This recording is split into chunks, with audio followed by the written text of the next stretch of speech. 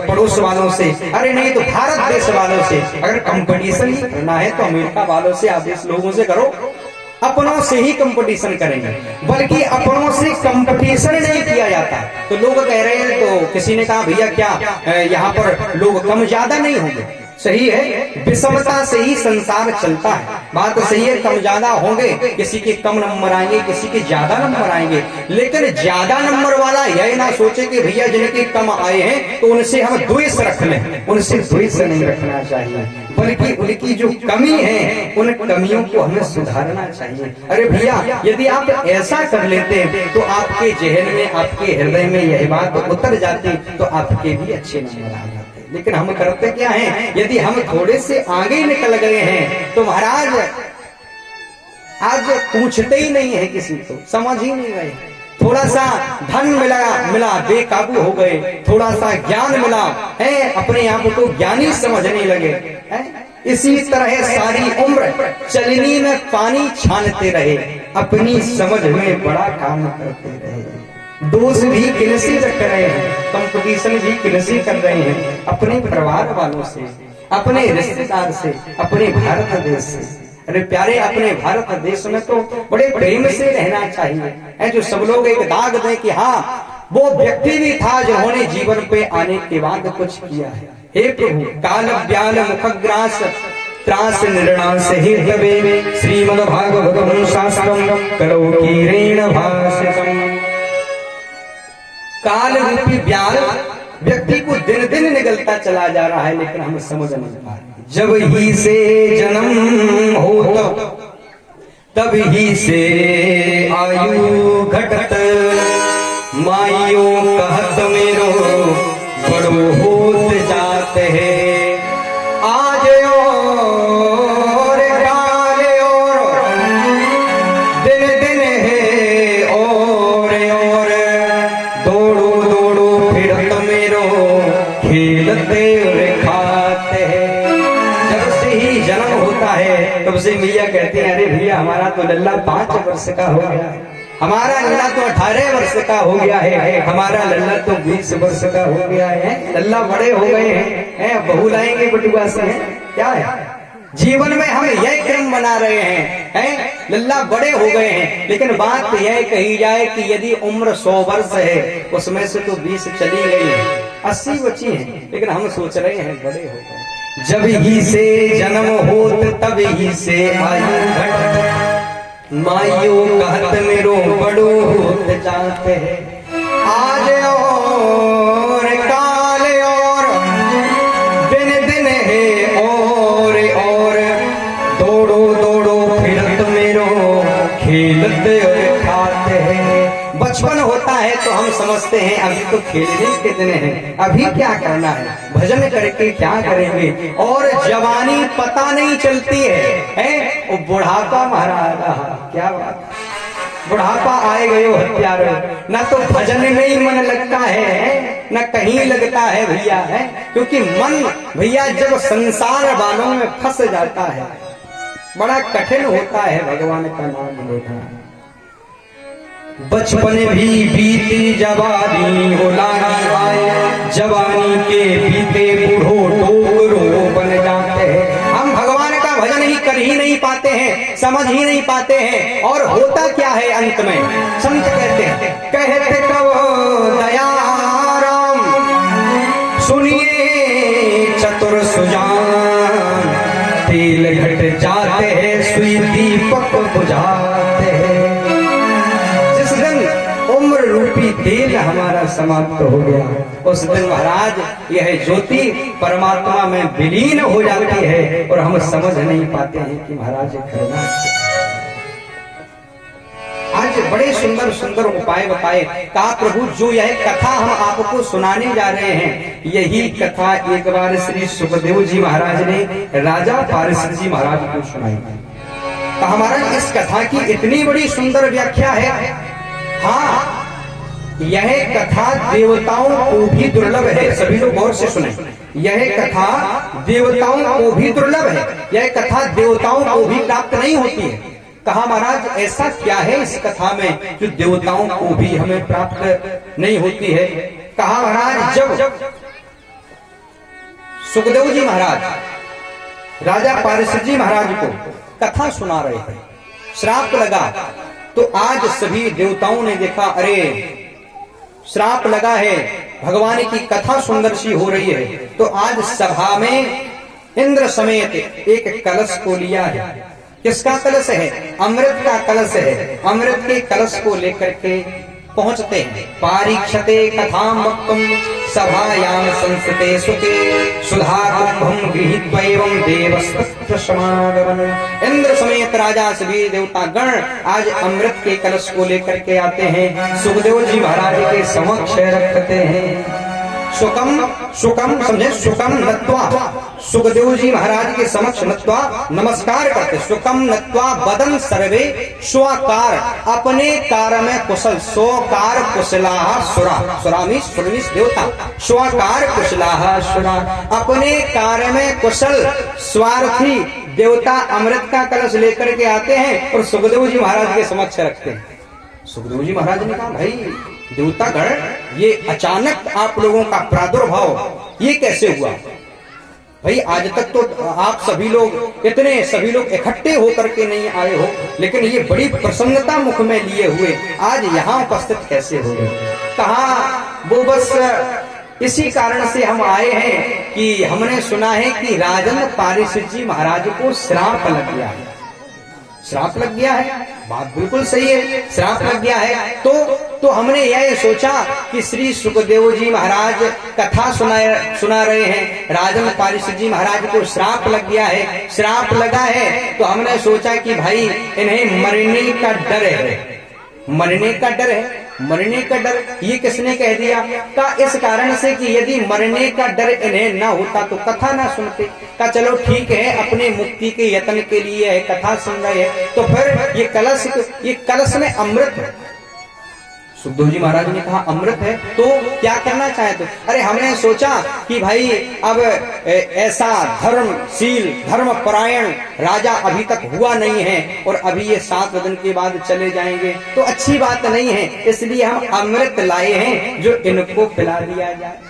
हाँ, सुखदेव जी महाराज को बड़ी आशंका हुई, अरे स्वाकार कुशला सुलाहा है, इतने स्वार्थी जो देवतागण हैं आज तक कभी अमृत लेकर के नहीं आए। इतने लोग संसार में एक सेकंड में जाने कितने लोग मर जाते हैं, आज तक ये देवता कभी अमृत का कलश लेकर के नहीं आए कि इनको अमृत पिला दो, लेकिन आज ही क्यों लेकर के आए?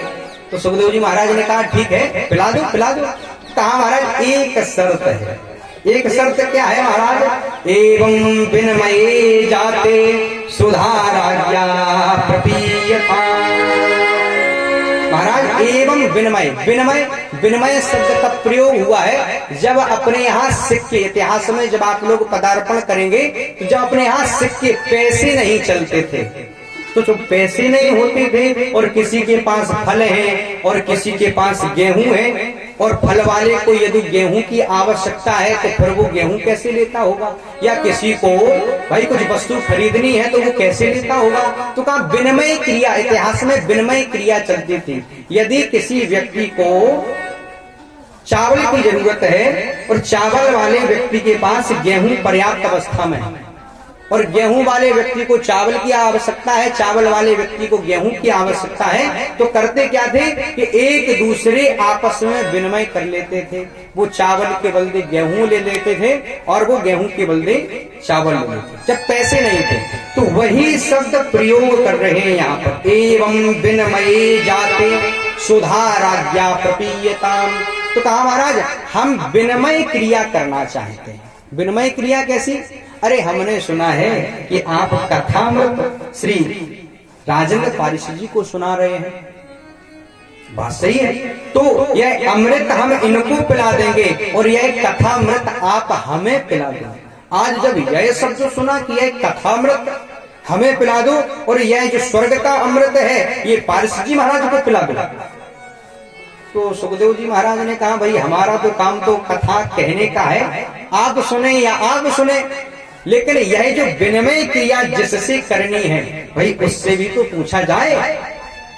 जब पारिषद जी महाराज के समक्ष यह प्रस्ताव रखा कि बताइए पारिषद जी महाराज आपको हरि अमृत पीना है, हरि अमृत पीना है या स्वर्ग का अमृत पीना है। तो हाथ जोड़ करके आज श्री पारसिक जी महाराज कहते हैं कि प्रभु हम अज्ञान हैं, हम आपसे केवल एक प्रश्न यह करना चाहते हैं कि जो यह देवता अमृत लेकर के आए हैं इसकी क्या विशेषता है, और जो हरि अमृत आप हमें सुना रहे हैं तो इसकी क्या विशेषता है, इन दोनों की हमें विशेषता बता दो।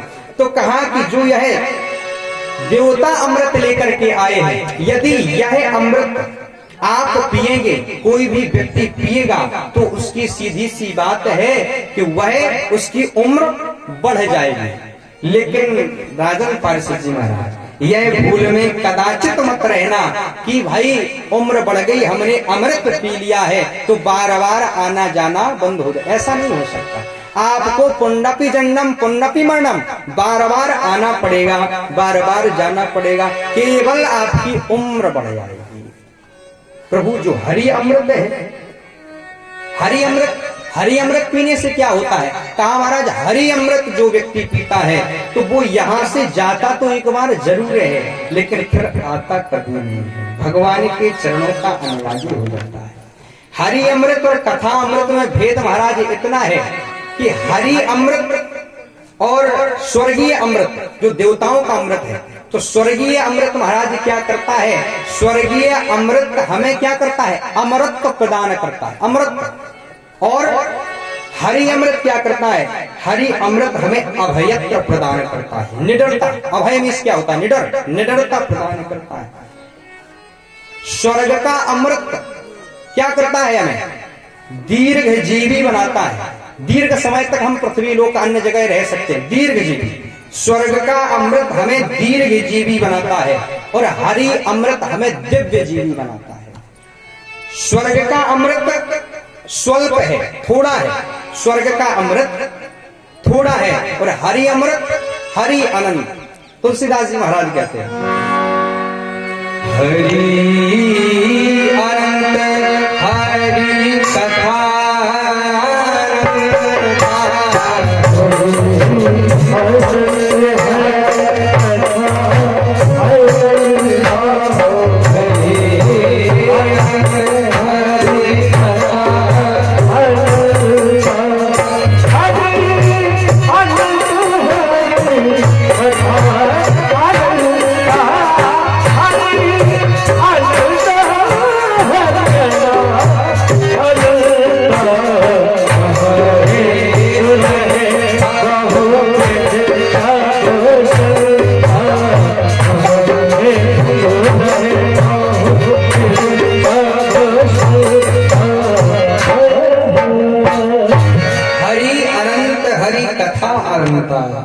तो जो स्वर्ग का अमृत है वह स्वल्प है, और हरि अमृत क्या है, हरि अनंत, हरि भी अनंत है और हरि की कथा भी अनंत है। आज महाराज दोनों ने, श्री सुखदेव जी महाराज ने और राजेंद्र पारसिक जी महाराज ने देवताओं की हंसी उड़ा दी। को सुधा को कथा लोके को काचा को मणिर महान ब्रह्म रातो विचारे तदा देवन जयहा,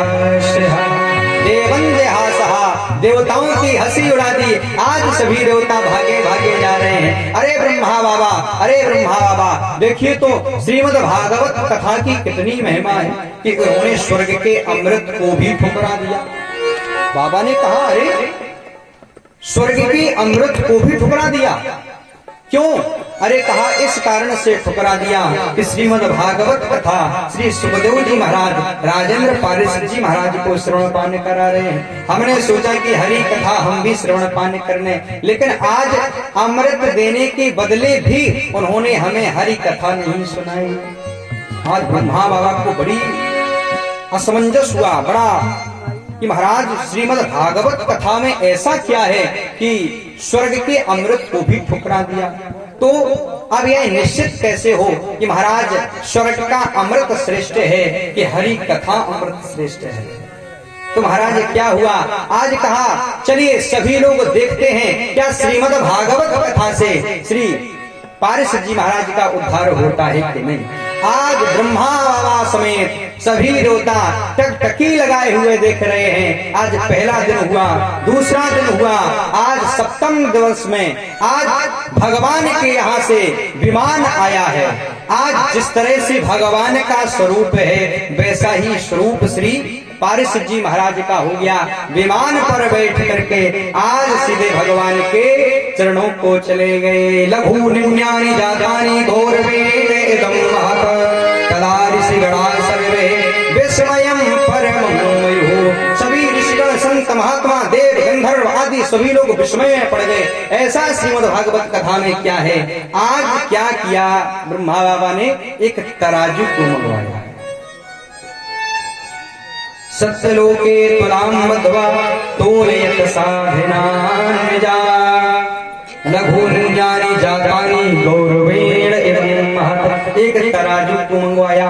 आज जितने भी धर्म पुराण हैं, शास्त्र हैं, सभी को उठाया। एक पल्ले पर महाराज धर्म शास्त्र को रखा है, एक पल्ले पर भागवत को रखा और एक पल्ले पर महाराज कई प्रकार से तोलन किया है। यहाँ पर आप समझें, यहाँ पर हम यही कह करके निकल जाते हैं कि सप्तलोके तुलां मध्वा तोलयत साधनान्यजा लघु निन्यानि जातानि गौरवेण इदं महत्। केवल ब्रह्मा बाबा ने तराजू मंगवाया और तोलन किया, जिसमें श्रीमद् भागवत कथा का पन्ना भारी निकला और आगे बढ़ गए। लेकिन आखिर तोलन क्या हुआ है वही भी हमें समझना चाहिए। क्या ब्रह्मा बाबा ने तराजू को मंगवा करके, हम विचार कर सकते हैं कि तराजू को मंगवा करके और पुराण को और कलश को रखा होगा और भागवत का पल्ला भारी निकला होगा और छोड़ दिया होगा, यह मान लिया जाए। कोई पुराण भारी भी हो सकता है, कलश छोटा भी हो सकता है। यदि वह भारी हो गया तो हम समझ सकते हैं कि गौरवेण इदं महत् तदा ऋषिगणा सर्वे विस्मयं परमं मयुः। कैसे समझ सकते हैं। या कलश ज्यादा बड़ा भारी होता और कलश यदि नीचे रखा रहता, पुराण उठ जाता, तो हम क्या यह जय जयकार कर देते कि श्रीमद् भागवत कथा की जो कथा है वह अमृत से तोलन करने पर अधिक श्रेष्ठ नहीं है। नहीं, यहाँ पर बिंदु और कुछ है, लेकिन हम यही केवल एक बात कह करके निकल जाते हैं। क्या ब्रह्मा बाबा जो धाता अधाता ब्रह्मा भी सृष्टि के आदि में है, भगवान विष्णु के कहने पर जो सृष्टि का सृजन, सारे संसार का सृजन कर रहे हैं, वो केवल तोलन मात्र से ही समझ जाएंगे कि श्रीमद् भागवत कथा श्रेष्ठ है और जो स्वर्ग का अमृत है वो अश्रेष्ठ है। नहीं, तोलन क्या हुआ है वह भी हम करें। यह तो तोलन हुआ है कि महाराज तोला गया, लेकिन प्रत्येक शब्द का, प्रत्येक अध्याय का, प्रत्येक स्कंद का, प्रत्येक श्लोक का भी पदार्पण किया है। सबको यही क्यों लिखा है कि महाराज कि सभी धर्म शास्त्रों को, सभी धर्म शास्त्र क्यों भाई, तोलन एक श्रीमद् भागवत कथा का करना था तो सभी धर्म शास्त्रों की क्या आवश्यकता थी। सभी धर्म शास्त्रों की आवश्यकता तोलन करने पर इस कारण ही महाराज जरूरत पड़ी कि सभी धर्म शास्त्रों का प्रतिपादन किया गया, सबको पढ़ा गया, श्रीमद् भागवत कथा को भी पढ़ा गया, फिर चिंतन मनन किया गया कि यह वास्तविक बात सही है, यह क्या कल्पद्रुम है, क्या वेदों का फल है श्रीमद् भागवत कथा या नहीं। जब सारा निष्कर्ष हो गया तो लघु निन्यानि जातानि गौरवेण इदं महत्। इस कारण से पहले तो तराजू से तोला ही, लेकिन मन के चिंतन के तराजू से भी श्रीमद् भागवत कथा को तोला गया। बोलिए राधे राधे। तब कहा है विस्मयं परमं ययुः, तब सभी संत महापुरुष आदि ने आज जयकारा लगाया। बोले भागवत महापुराण की जय, सुखदेव जी महाराज की जय। का यही श्रीमद् भागवत कथा एक बार प्रभु हमें यह बात बताइए। शौनक जी कहते हैं कि श्रीमद् भागवत कथा बड़ी अनंत है और 7 दिन में तो वही पूर्ण हो सकती है या नहीं हो सकती है वो प्रभु ही जाने। और इस कथा को यदि विस्तृत ढंग से कहा जाए तो बड़ा मुश्किल है 7 दिन में कहना। कुछ ही बातें, कुछ ही बिंदु ही व्यक्तियों के हृदय में उतारे जा सकते हैं 7 दिन में। लेकिन यह 7 दिन की जो प्रक्रिया है वो कब से प्रारंभ है भाई। 7 सप्ताह ज्ञान यज्ञ, श्रीमद् भागवत कथा को क्या कहा जाता है, सप्ताह ज्ञान यज्ञ। तो 7 सप्त जो शब्द आया है तो 7 दिन में यह कब से प्रारंभ हुआ और प्रभु इसको, ये भागवत कथा है तो इसको ज्ञान यज्ञ ही क्यों कहा जाता है? भाई यज्ञ में क्या होता है? कुंड बनाए जाते हैं, आहुति होती है, लेकिन भागवत कथा को सप्ताह ज्ञान यज्ञ क्यों कहते हैं और 7 दिन में क्यों प्रारंभ हुई? ता दोनों विषय के उत्तर देते हैं। एकदा ही विशालायाम चत्वारि ऋषयो मलः सत्संगार्थं समायाता ददृशुस्तत्र नारद। एक बार विशाला क्षेत्र में सीधा सा उत्तर देते हैं। आज सनत सनंदन सनत कुमार और सनातन ब्रह्मा बाबा के जब सृष्टि का सृजन किया तो पाप आदि को सर्वप्रथम बनाया। जब इनका मन खिन्न हुआ था ब्रह्मा जी का, तब इन्होंने 4 पुत्रों को उत्पन्न किया था। उनके नाम थे सनत सनंदन सनत कुमार और सनातन। तो सभी गिनती में ब्राह्मणों से यदि प्रश्न किया जाए कि सर्वप्रथम ब्रह्मा बाबा ने क्या सृजन किया, तो सभी यही कहते हैं कि सनत सनंदन सनत कुमार सनातन बनाए। लेकिन उसके पहले पाप आदि विकृति को भी बनाया था, लेकिन उससे मन खिन्न होने के कारण पहली सृष्टि सनत सनंदन सनत कुमार और सनातन ही मानी जाती है।